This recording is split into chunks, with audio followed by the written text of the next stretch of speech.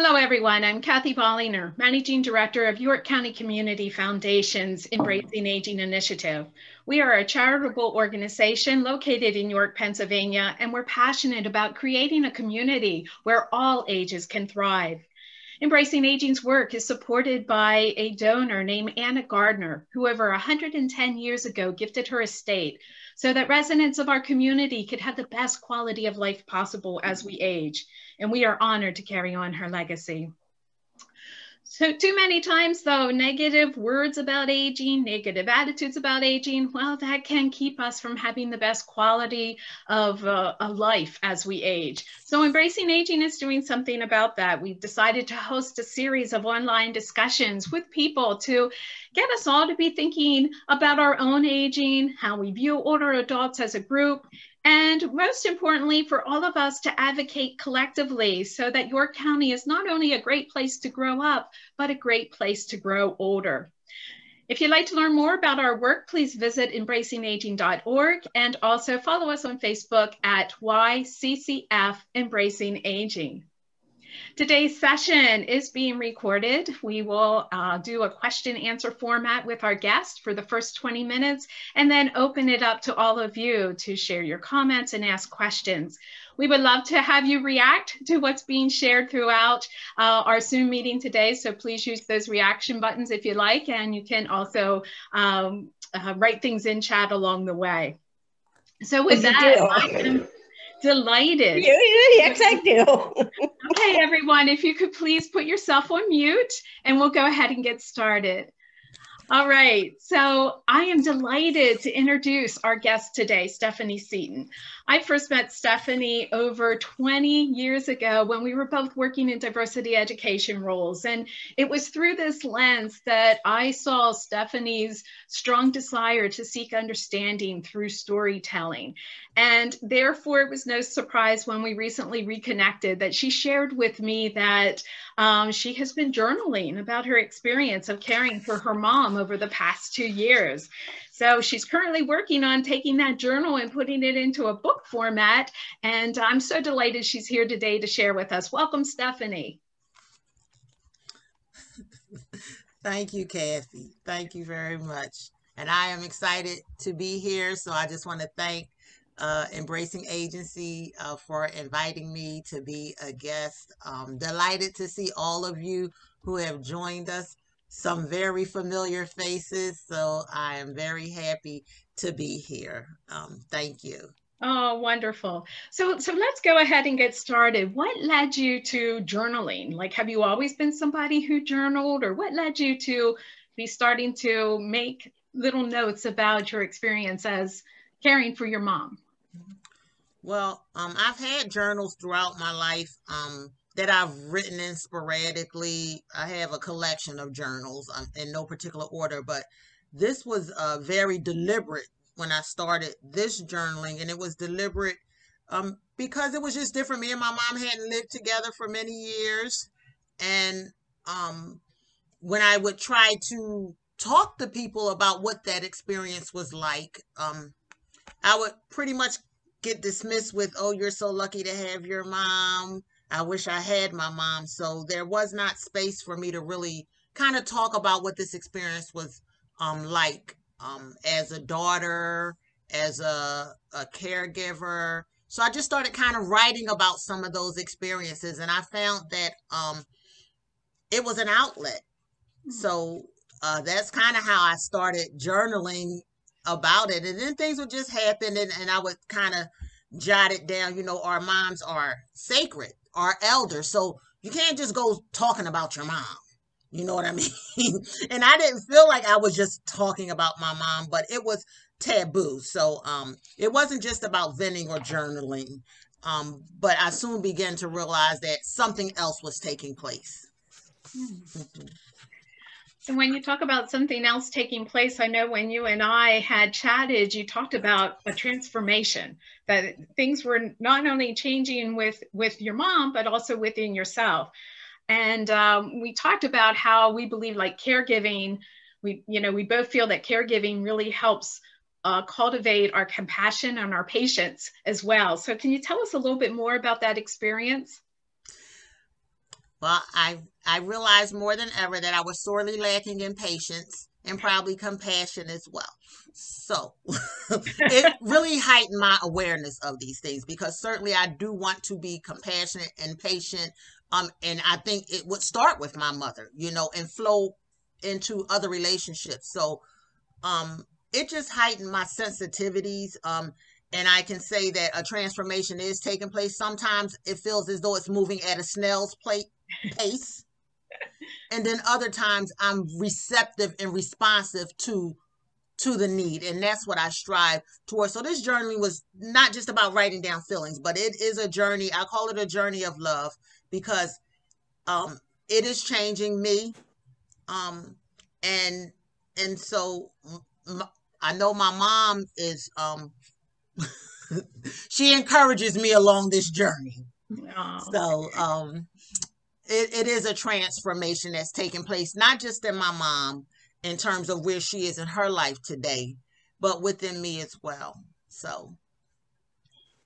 Well, Stephanie, we thank you for everything you're doing. I believe that caregivers are unsung heroes, especially family caregivers.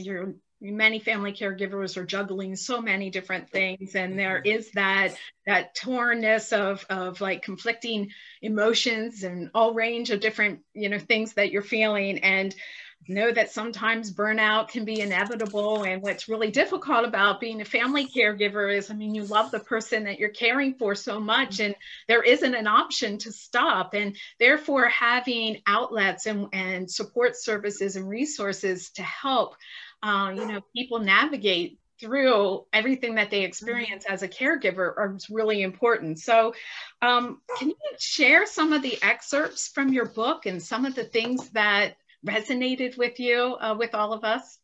Okay, certainly. I want to share. Okay, I'm going to share this one.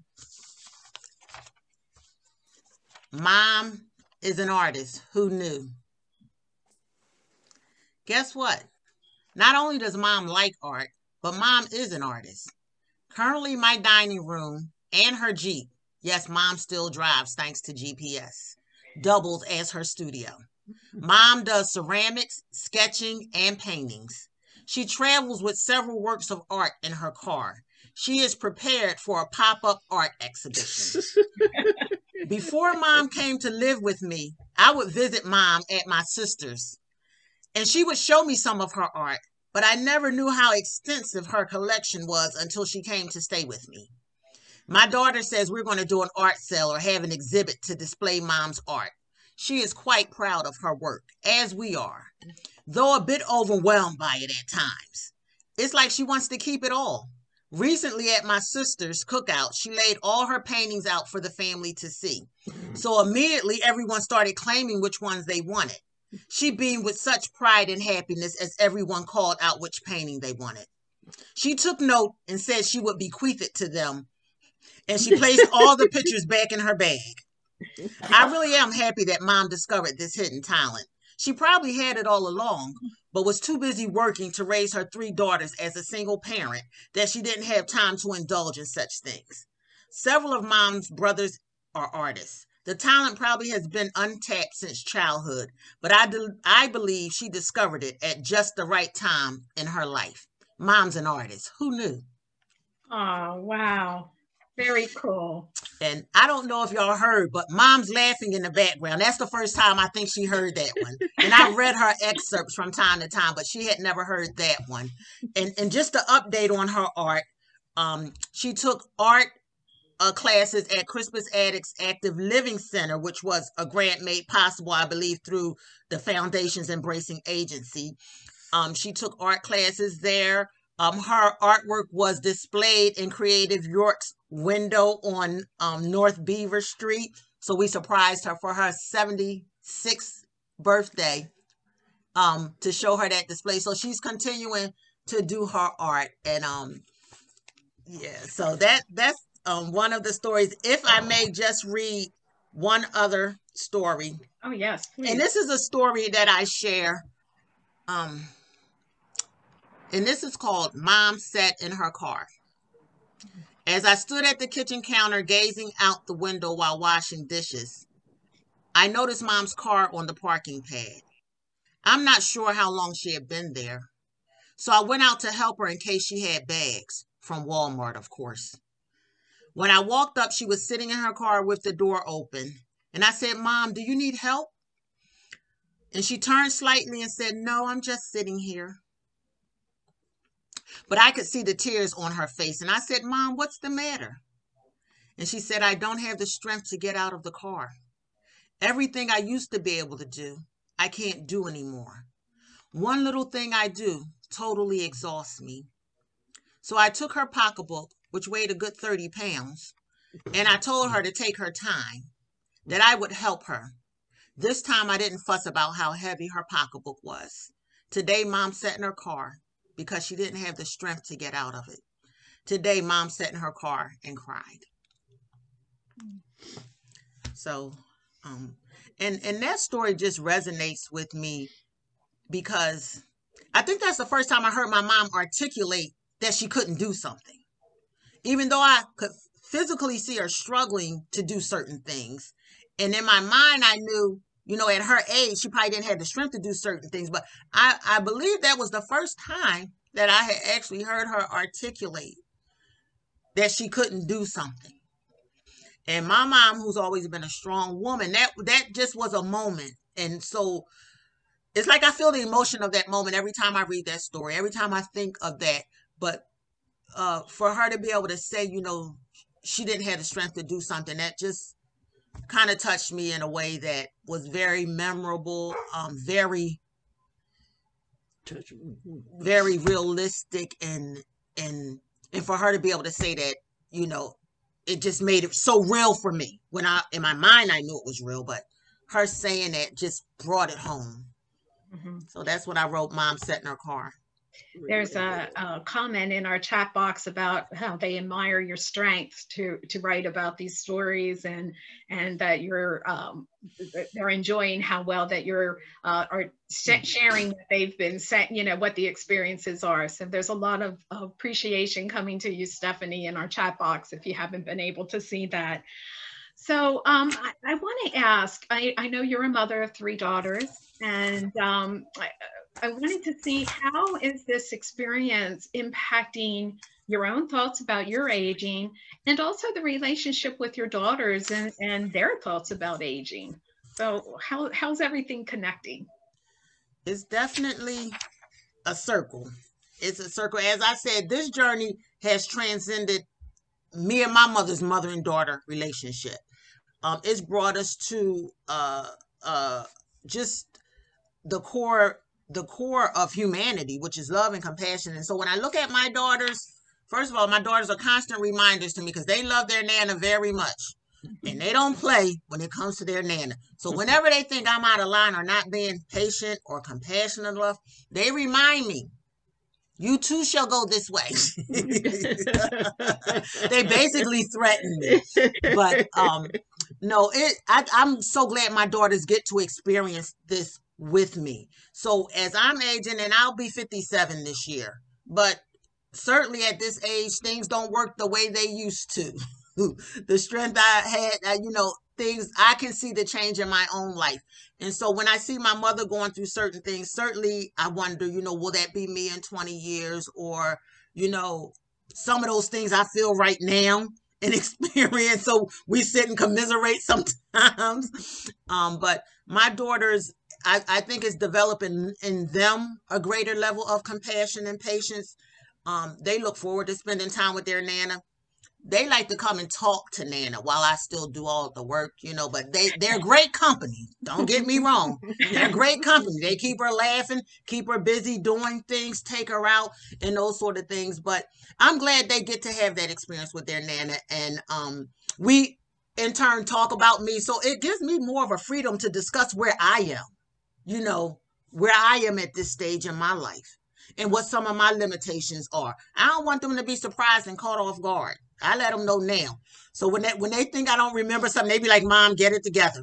And I be like, "This is together." So I'm glad they get to be a part of this process with me, with my mom, and them being my daughters and interacting with their grandmother. So it's been a blessing, really, to have.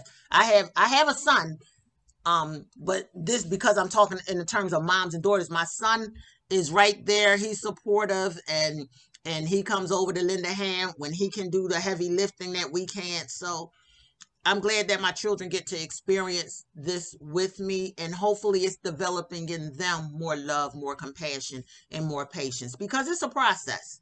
And sometimes I fail the test big time.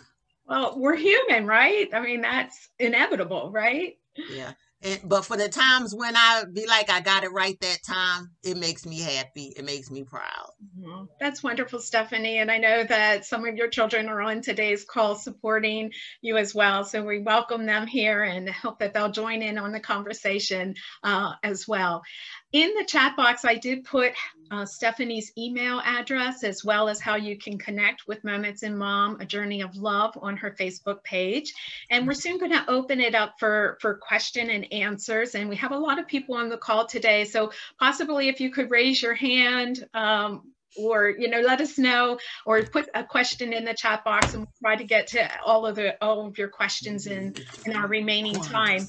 But the one thing that I wanted to ask, and Stephanie, I'm kind of adding this question in, and also to your children, as you see changes in your mom and interactions change based on those changes, are there any tips or ideas that you can share with all of us to help us all understand how we can best be supportive of an older loved one as they might be experiencing changes? Okay, I have an answer to that. Okay. And it's in Moments with Mom, A Journey of Love, and it's called Mom Has Adaptive Equipment. Well, the last few months, Mom has really started to use her various adaptive equipment devices. She's had them for months, but now slowly she's beginning to use them.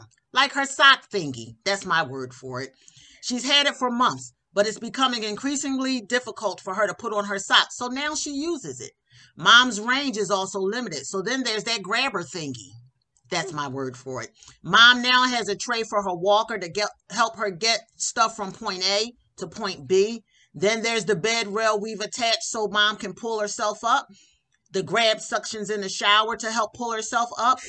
Mom has also stopped using some adaptive equipment, such as life without a bra, because it's just not worth the energy exerted to put the thing on. Those are Mom's words, not mine. Mom is patiently adapting to her limitations, and I realize I have some adapting to do too. My adapting doesn't have to do with physical equipment, but more so adapting to being more patient, more compassionate, more thoughtful, more understanding of who Mom is today. Mom has adaptive equipment, and we are both adapting. And Mom says to let you know, if your mother or father need any of these adaptive devices, to please get them for them, because it makes life easier. Mom has adaptive equipment. Oh, thank you for sharing that excerpt. And that is so true. There is no shame in needing to use equipment that's going to help us be able to have the best quality of life, right? So there's no shame in that. And too often our society projects shame on it. And we need to do something about that. Thank you so much. So let's open it up to questions. And you can either unmute yourself or let me see what's in chat here. And we're hearing here, Stephanie, that someone's recommending you should do a TED Talk about this experience. There you go. Lots of people thanking you for sharing.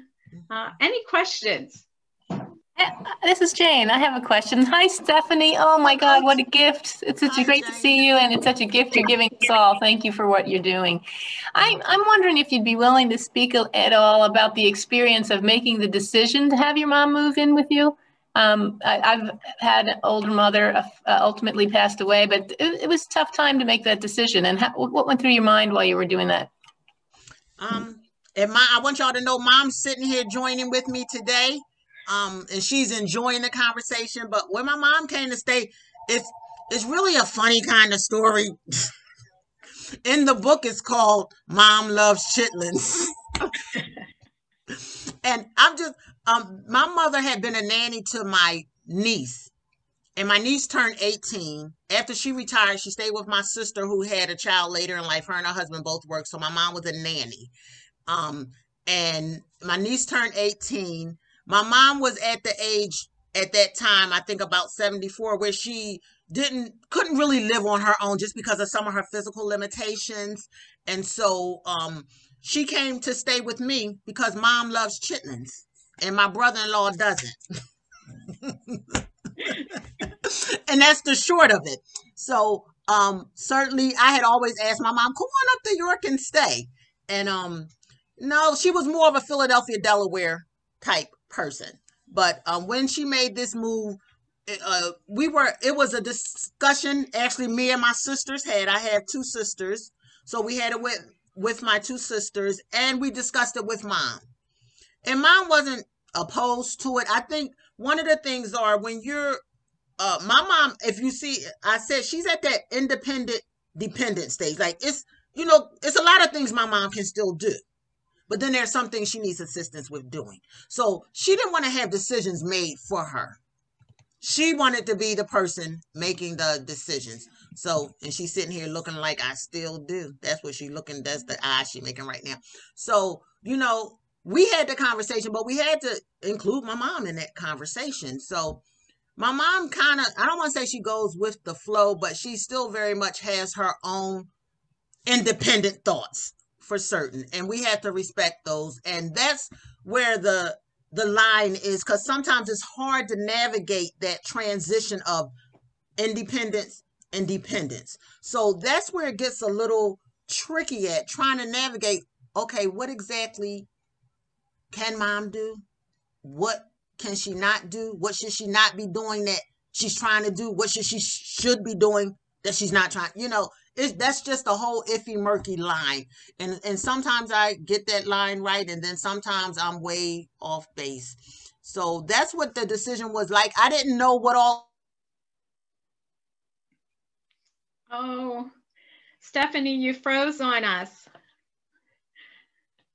Stephanie? There, are you back, Stephanie? Can you hear us? Stephanie? She probably muted herself accidentally on the computer.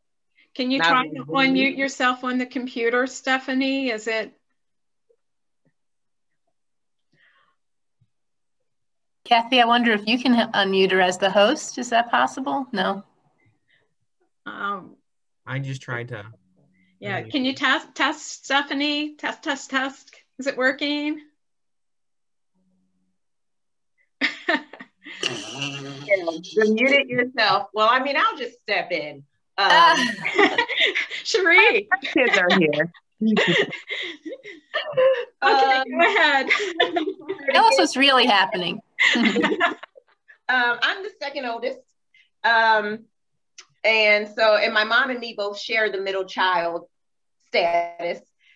So my Nana has 3 daughters, my mom has 3 daughters, and my great-grandmother, my Nana's mom, had 3 daughters. Wow. And so I don't know if my mom told you guys, but my Nana is the matriarch of our family. She's the eldest child of 12. So my mom and her sisters are the oldest grandchildren. Me and my sister are the oldest great-grandchildren. And my Nana took a large part and raised us for a long time in our life. And so when she says like we have a really strong bond and connection with our Nana, we do, because she took care of us too. When my mom might not have been able. And I think having this transition with my mom, now being a caretaker after all her kids were grown and out of the house, and she just literally was a grandmother, but she could give the grandkids back. And now she is a caretaker. And I think it is a beautiful dynamic just seeing my mom and my Nana interact as mother and daughter, because you don't often get to see your parents in the realm of a child and with their parents. And so it's very beautiful to me to see how my mom interacts as a daughter. Thank you, Mr. Long. How my mom interacts as a daughter and how it affects how she interacts with us as her daughter and her children. And being able to see my Nana with her great-grandchildren, all her great-grandchildren for the most part live here. She has we have some cousins in Delaware, but all her great-grandkids for the most part, the majority of them live here. So me and my older sister especially got an opportunity to have a beautiful relationship with our great-grandmother. So for us to have our kids have a relationship with their great-grandmother has been absolutely beautiful. See, and my mom is absolutely right. When we feel like she's out of line, we will let her know. And when she doesn't like sometimes how we may be interacting with her, I think it's good sometimes to remind her, well, Mom, oh, you don't like it. Oh, so you don't like when someone speaks to you that way. So I think it's humbled my mom, it's humbled us. It's, I think, showing my Nana a level of just love and attention and care, because she knows she can call us at any moment and get whatever it is that she needs or wants. And the brawl story is especially nice because the other day I went to my mom's and I just ran out the house, went over. My Nana asked me to come over, so she came and picked me up. And I went over and she said, well, take your coat off, stay a while. I said, I will, Nana, but I don't have a bra. She said, well, I don't have one on either. I was like, well, all right. My mom told me the story of her adaptive equipment and how she's like, I mean, it's just not worth the trouble. I was like, I mean, I don't think it ever is, whether you can get it on or not. But it's been a beautiful experience. I am incredibly, incredibly, incredibly proud of my mom. And my brother put in the chat, he said, my mom's always been a caretaker. He's at work on so he can't video, but he says our mom has always been a caretaker. Can you guys hear me? She's a wonderful mother. I'm going to cut Cherie off. But I'm reading Jeremy's message. And I think my little sister wanted to say something too, Shelby, who is the youngest. But my brother did say, because my mom's been thrusted into a situation where she has to be more on top of things than maybe the average parent, due to my brother also having a disability. So to him, he says our mom has always been a caretaker. And she has, because she's her mom. But I think my little sister, Shelby, wanted to share as well. Thank you, Cherie. We really appreciate it. Shelby? That was hey, everyone. Hey, Mom, welcome back. I did just see in the chat how the question of how the pandemic has affected, and Mom, you should definitely touch on that. But I just wanted to just quickly add that, again, this has been such a wonderful experience and a blessing to be able to even do this. We're still blessed to have our grandmother. Not only that, like Cherie said, she is the matriarch of our family. She is the oldest of 12 siblings. And with that, she brings a lot of experience and history, and she's what connects us to our grandmother was born in 1944. So, she's a library. She loves books. She has so much to offer. And the fact that my mom is, this is a legacy project. And, it's been very cool to witness my mom grow in this. And it strengthens, and not only has it affected just her relationship with her and my Nana, but with all of us. And again, how we interact with each other. So I just want to say it's a blessing. And I'm just so proud of my mom. Like, Mom, this is so cool. This is so cool. Thank you, Shelby, for sharing. And we're running out of our time here today. It went by quickly. I did want to put out, there was a question where people were asking a timeline for when might the book be available. So Stephanie, welcome back. I see that you're back on. Do you want to give us an idea of when you think that might happen? And then we'll wrap it up. Thank you, Kathy. And I love my children. I'm grateful for their support. I'm sorry they took up all your questions time. Moments with Mom, a journey of love. I'm at the point now where I am organizing my book. I have the stories. I have to say a component of it has also been guest writers who have shared about their moments with Mom. So I'm really grateful for the community members who have contributed, but I'm organizing the layout, and I initially aimed for Mother's Day of 2021. I thought that would be appropriate, it's a bit ambitious, but who knows? You may see it Mother's Day of 2021. So we are going to be editing. We're in a process now of looking for editors to have the material edited as we get it in order. And so after I have it organized, it'll then be edited. So I have the stories, everything. I have my journal entries, and I have quite a few of them. So it's and I just have to stop because so many things happen, and I'm like, wow, those are moments, you know. But everything isn't a moment. So I just have to share with you, my mother gave me her blessing on this project in November of 2020. I started writing on Valentine's Day. It'll be a year on Valentine's Day. I started my first Moments with Mom entry on Valentine's Day 2020. And I didn't tell my mom till November. And I took her to lunch and I asked for her blessing because I know my mom's kind of private and I didn't know how she would feel about me sharing these very intimate moments. And she said, Stephanie, I understand. I get it. This is going to help so many people. And we both cried at lunch together that day.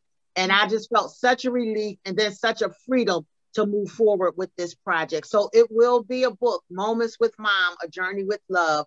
And we are currently on Facebook. And I'm still aiming for Mother's Day 2021. Wonderful, Stephanie. Well, thank you so much, Stephanie, and to you and your family for sharing today and inspiring all of us. And to all of you who joined us today, we greatly appreciate it. Thanks for the great comments going back and forth in the chat box, and Stephanie will get them to you so you can see all of that.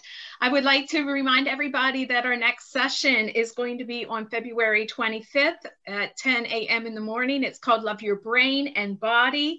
It's with Martha Lester Harris. She's dedicated her later life and career to applying what she calls research-based principles of the mind-body connection to helping older adults improve their health. So she's going to be sharing a lot of great tips for us to all be thinking about to have the best health possible in 2021. So with all of that, we thank you so much for your time, everybody. We hope that you have a great day, and let's everybody embrace our age. Bye-bye.